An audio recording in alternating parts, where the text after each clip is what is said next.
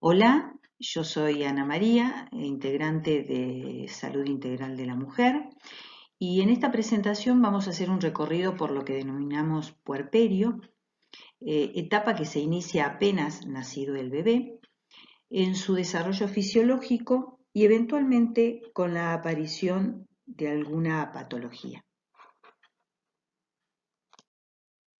El término puerperio proviene del latín moderno y significa dar a luz a un niño, pero en realidad no es un hecho puntual, es un período de transformaciones progresivas que hacen regresar paulatinamente todas las modificaciones gravídicas para restaurar esas modificaciones a su estado pregravídico. Para una mejor descripción de este periodo, lo podemos clasificar en etapas clínicas. Existe un primer momento inmediato, que son las 24 horas posteriores al parto, una etapa precoz hasta los 10 días del mismo, y una etapa alejada o tardía, que en realidad comprende un periodo que se extiende hasta los 364 días cumplidos. O sea que podemos definir al puerperio como la etapa que va desde el nacimiento del niño y durante el primer año de vida del mismo. Nacido el bebé y colocado encima del vientre de su madre, esperamos y colaboramos en lo que denominamos el periodo del alumbramiento. En este lapso, la placenta se separa de su inserción uterina y se expulsa junto con las membranas ovulares.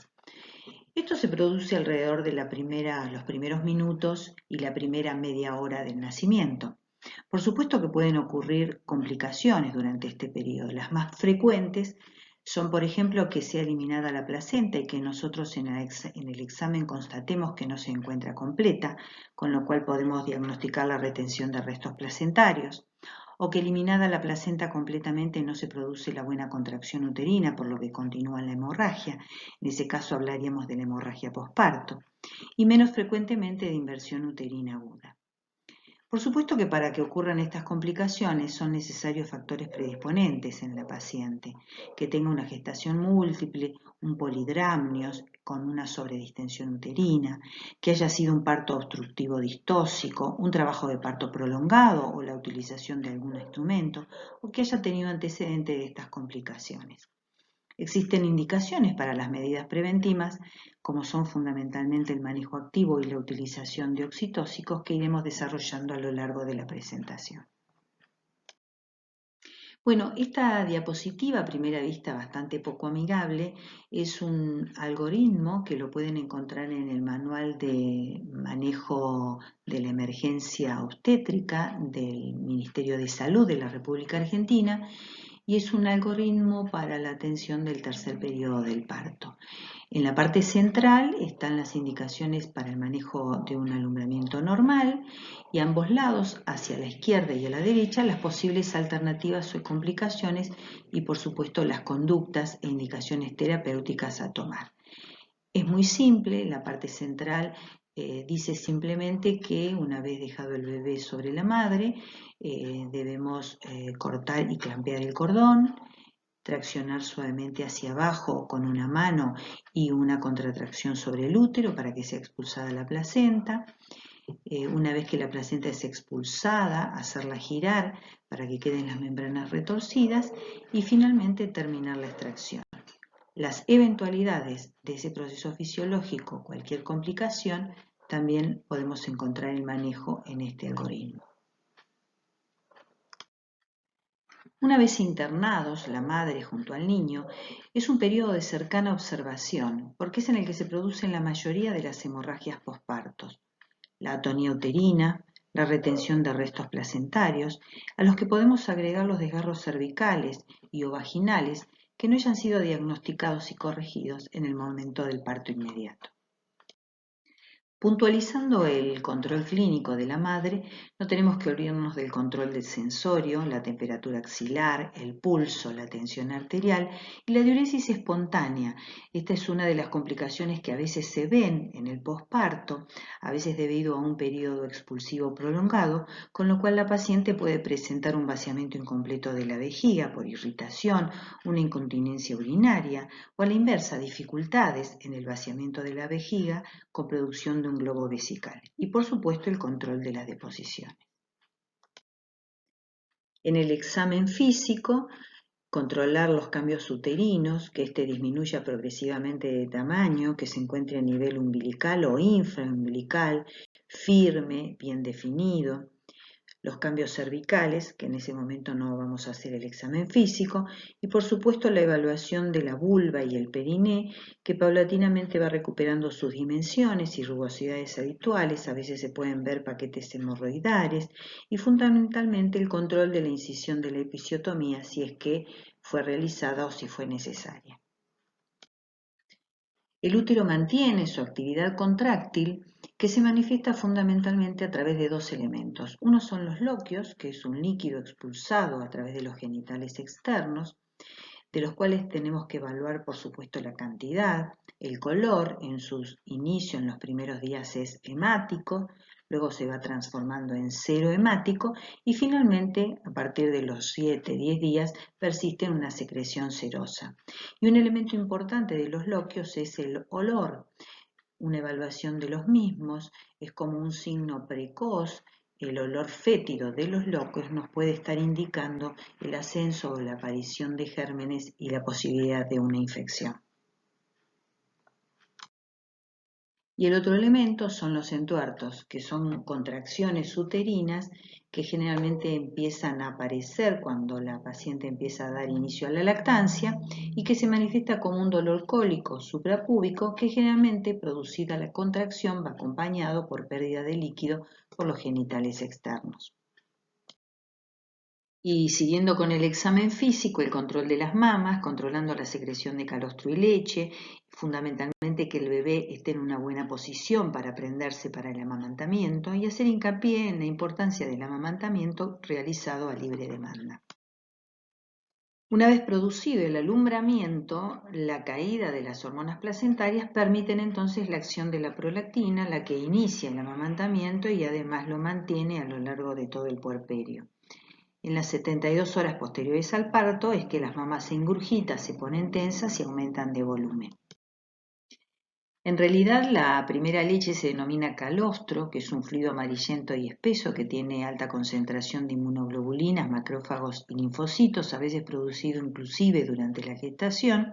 Después hay una leche de transición y finalmente aparece la leche madura completa para la alimentación del bebé. Por supuesto que por lo dicho, vamos a hacer hincapié en la importancia del amamantamiento, pero es necesario hacer una pequeña consejería, preguntar si la paciente recibió información sobre la lactancia, establecer el contexto en el que va a hacer la lactancia por las dificultades que pueda tener, por supuesto que respetar su decisión y en un espacio cómodo donde pueda compartir sus deseos y su estado de ánimo para la realización de la misma o no, y haciendo especial énfasis en las condiciones sociales y económicas en las que la lactancia se va a llevar a cabo. Durante la lactancia exclusiva, la paciente no ovula. La succión del bebé produce aumento de la oxitocina y de la prolactina e inhibición a nivel central del factor liberador de gonadotrofinas y del pico ovulatorio de la LH. Pero esta eficacia es de alrededor del 90 al 95%, por lo que si queremos completar la anticoncepción podemos utilizar un preservativo, el dispositivo intrauterino o anticonceptivos orales sin estrógenos para no alterar la calidad de la leche. Luego del nacimiento, la mujer suele disminuir en su deseo sexual, pero es conveniente la indicación de abstinencia en las relaciones sexuales mientras presente la secreción de loquios. Bueno, un resumen de los controles médicos en el puerperio, solamente para aclarar que a las 48 horas del parto vaginal normal, sin complicaciones, la paciente y el bebé pueden ser dados de alta. Bueno, intentando hacer un resumen de las prácticas beneficiosas en el puerperio normal, solamente me gustaría aclarar alguna de ellas, como son el contacto precoz de la madre y el hijo y la puesta al pecho del recién nacido, el asesoramiento y la información a los padres acerca de la lactancia, por supuesto el alojamiento conjunto de la madre y del hijo, la posición del niño en la cuna, dorsal o lateral, instruir a la madre fundamentalmente para los signos de alarma, para el cuidado del niño y para su autocuidado, y recitación de la madre para el próximo control. De aparecer alguna complicación durante el puerperio, vamos a hablar de algunas de las más frecuentes. Endometritis o infección uterina durante el puerperio. Generalmente su etiología es polimicrobiana, es un cuadro febril con dolor abdominal y dolor a la palpación uterina y tiene loquios fétidos. Los factores predisponentes para esto: exploraciones previas frecuentes, bolsa rota por más de 6 horas, una duración de trabajo de parto larga, una cesárea, la presencia de meconio, la realización de un alumbramiento manual por retención placentaria, una infección previa como la coriomionitis, diabetes, etc. El tratamiento: antibiótico. La sepsis. Pueden repasar sepsis en la segunda parte del núcleo 5. Acá puntualmente vamos a hablar de la sepsis de origen puerperal, una infección que nace en el tracto genital y compromete en forma general y multiorgánica.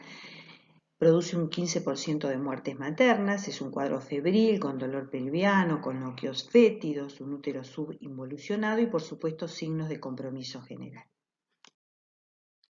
La etiología en general polimicrobiana y tiene los mismos factores de riesgo que ya nombramos en las endometritis: un trabajo de parto prolongado, una nutrición insuficiente, cesáreas, anemia, rotura prematura de membranas, maniobras obstétricas, rotura artificial de membranas. Las vías de contagio: en general heteroinfección, y una vez producida la infección, la vía de transmisión puede ser endógena, por vecindad, hematógena. El diagnóstico se hace, además de la parte clínica, por estudios de laboratorio y, si son necesarias, las imágenes complementarias, ecografía, tomografía axial computada y, por supuesto, el tratamiento: antibióticos de amplio espectro. También pueden producirse infecciones localizadas de la episiotomía, que es poco frecuente, generalmente es polimicrobiana y el tratamiento es con antibióticos, o de la cesárea, de la incisión de una cesárea. Generalmente hay un factor predisponente, que haya habido anteriormente una corioamnionitis, o que la paciente esté desnutrida, o que haya terminado la cesárea luego de un trabajo de parto prolongado o un tiempo quirúrgico prolongado. Generalmente la flora es la cutánea, pero puede ser polimicrobiana y el tratamiento también es con antibióticos. A pesar del deseo de la madre, puede haber una dificultad para la lactancia, sea por causas anatómicas, sea por mala preparación o información, o sea por la aparición de grietas o fisuras del pezón, que producen un cuadro a veces de intenso dolor, sumado a ello que pueden actuar como puerta de entrada bacteriana y producir mastitis. Lo más importante para estos cuadros es la prevención. La mastitis es la infección del parénquima glandular mamario, del tejido subcutáneo o de los vasos linfáticos. Clínicamente se presenta como un cuadro febril, con un área indurada en la mama, eritematosa, caliente y dolorosa.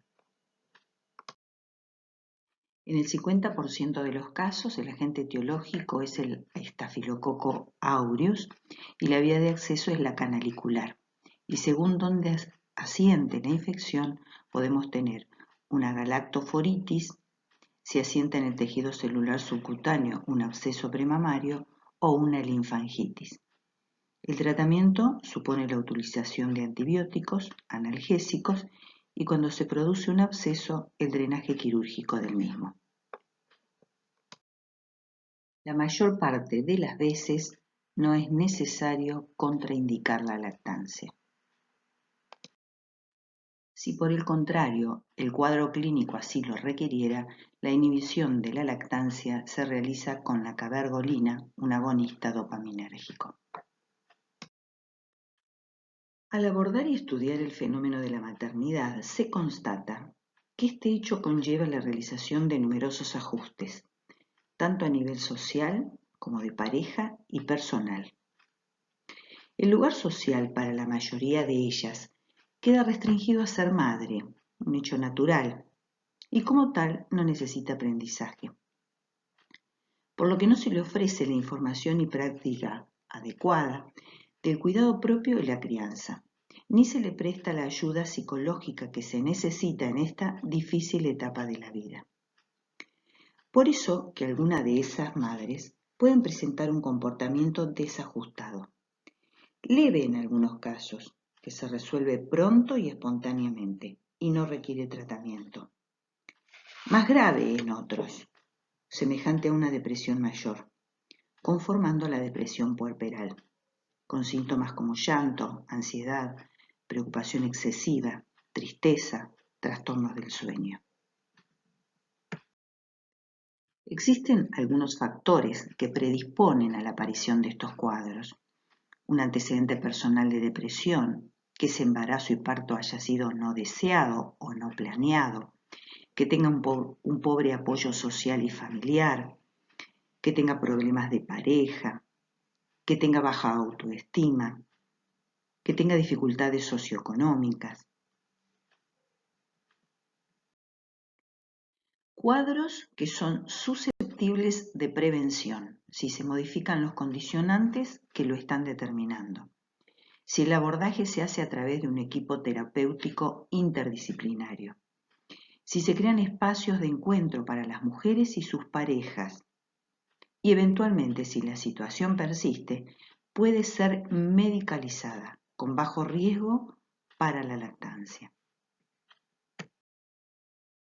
Y vamos a hablar ahora de dos cuadros poco frecuentes, pero de gran magnitud obstétrica. Uno es la embolia de líquido amniótico, que representa entre un 10 y un 15% de todas las muertes maternas. Es un cuadro que clínicamente se puede iniciar con dificultad respiratoria y que lleva finalmente a un colapso cardiovascular. Colapso cardiovascular que aparece como una hipotensión aguda o paro cardíaco.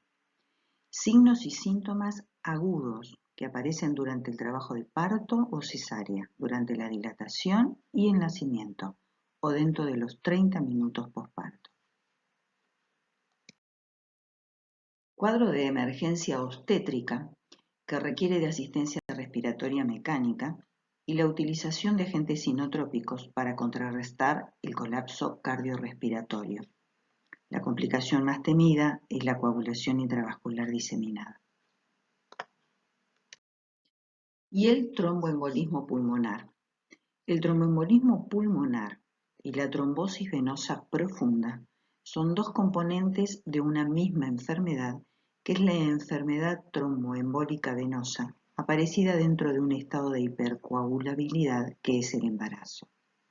En el periodo posparto, que abarca las primeras 6 semanas, el riesgo de trombosis venosa profunda y tromboembolismo pulmonar es entre 10 y 35 veces superior que en las no embarazadas.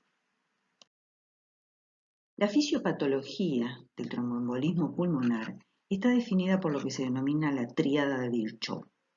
Esta está conformada por un daño vascular, ya sea por compresión vascular durante el parto o por utilización de procedimientos asistidos u operativos, por éstasis, por compresión de las venas y arterias por el útero grávido, o por acción de las hormonas del embarazo, o por un antecedente de inmovilización, y el estado de hipercoagulabilidad que acompaña al embarazo.